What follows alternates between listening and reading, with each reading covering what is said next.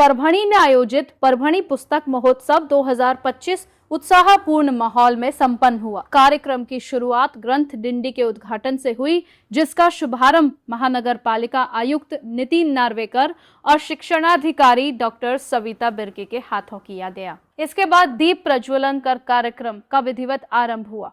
इस अवसर पर अध्यक्ष संजय सिंह चौहान, उद्घाटक कवि इंद्रजीत भालेराव, विभागीय ग्रंथालय अधिकारी सुनील हुसे और अनिल बावीस्कर सहित कई गणमान्य उपस्थित रहे। सभी ने पठन संस्कृति के महत्व पर जोर देते हुए समाज में पढ़ने की आदत बढ़ाने का आह्वान किया। महोत्सव में विभिन्न विषयों की पुस्तकें, उपन्यास, जीवनी, धार्मिक व सामाजिक साहित्य तथा प्रतियोगी परीक्षाओं की पुस्तकें प्रदर्शित की गई। इस पुस्तक प्रदर्शनी को विद्यार्थियों और नागरिकों ने उत्साहपूर्वक देखा और खरीदारी भी की। मान्यवरों ने कहा कि पुस्तकें ज्ञान का भंडार हैं और व्यक्तित्व विकास में महत्वपूर्ण भूमिका निभाती है। उन्होंने युवाओं से मोबाइल के साथ साथ पुस्तकों से जुड़ने की अपील की। कार्यक्रम में शिक्षक, विद्यार्थी और साहित्य प्रेमी बड़ी संख्या में उपस्थित रहे। अंत में राधा किशन कदम ने आभार व्यक्त किया। परभणी संवाददाता रमेश मुलगीर की रिपोर्ट। त्याच्यामध्ये समरसून वाचन करायचं हे जी मेंदूचं म्हणजे खूप वर्षांनी डेव्हलप झालेलं जे मेंदू विकसित झाला होता, त्याच्यामध्ये आता खूप मोठे अडचणी निर्माण झाल्या आणि ते सुरू करून दाखवतात.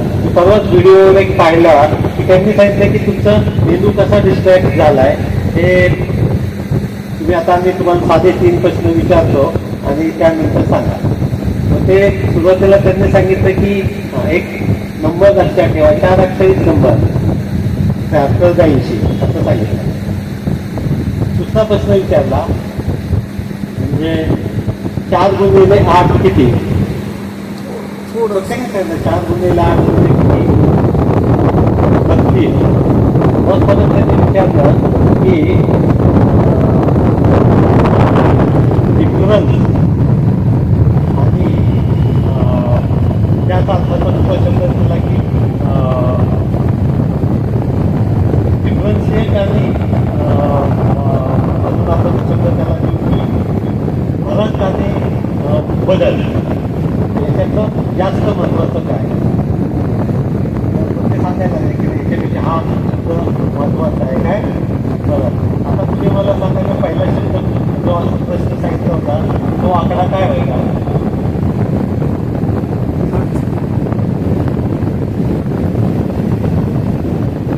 आताही त्यांनी लक्षात ठेवलं असेल ते खरंच त्यांची बुद्धी अजून जागवत आहे. पण तेवढ्या साध्या ह्याच्यात त्यांनी दाखवून दिलं की तुमचं मेंदूची ग्रहण क्षमता आहे ती किती कमी झालेली आहे. तुमच्या पुढच्या 2 प्रश्नानंतर पहिला तो नंबर तो फक्त 4 अक्षरी होता, तो आपण विचारतो. माझ्या आजोबा इथे पूर्वी परभणीला सुपरियर इंजिनियर होते, राम चव्हाण म्हणून पूर्वी होते. त्यावेळेला गायकवाडीचा जन्म झाला तर त्याची खिशामध्ये पॉकेट कायदे असायची, परंतु त्याची किमान 150 नंबर पाठ असायचे. आज आपल्याला मोबाईलवरचा आपला स्वतःचा नंबर किंवा अजून एखादा नंबर असला तर पाठ असतो, बाकीचे कुठलेही नंबर आपल्या लक्षात राहत नाही. तरी खूप मोठं आव्हान नव्या पिढीमध्ये येत आहे.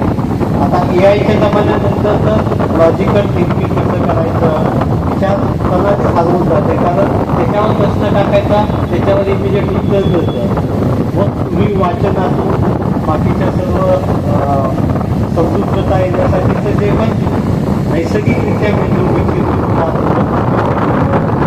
आता या AIच्या तंत्रज्ञानानंतर त्याला खूप मोठा धोका निर्माण झाला आहे. हे सर्व असताना आपल्या नैसर्गिक जाणीवा आपण साबूत ठेवायच्या असतील त्या मेंदूच्या अंत दुःखाचा त्वरिती हे अंत, एक ग्रंथ आणि एक संत, या दोघांची आपल्याला संगत आवश्यक आहे. समस्येवरील तोडगा तुरंत, समस्येवरील तोडगा तुरंत, एक ग्रंथ आणि एक संत. ज्ञानियांची पहिली पसंत, एक ग्रंथ आणि एक संत. यशमार्ग दाविती तंतोतंत, एक ग्रंथ आणि एक संत. सवेत्यांच्या चिंता न खंत, सवे त्यांच्या चिंता न खंत, एक ग्रंथ आणि एक संत, आणि शेवटी आहे सुख जीवनी देती अनंत, सुख जीवनी देती अनंत, एक ग्रंथ आणि एक संत.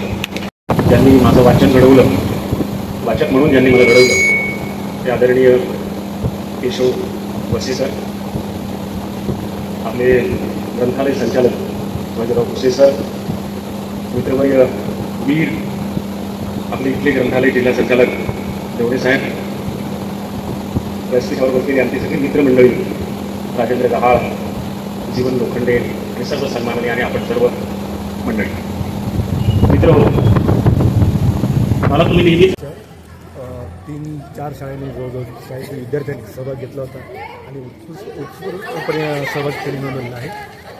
आणि वाचन संस्कृती वाढवण्याच्या दृष्टीने जरा नक्कीच फायदा होईल. समाजात वाचन संस्कृती वाढावं यासाठी आपण काय प्रयत्न करू?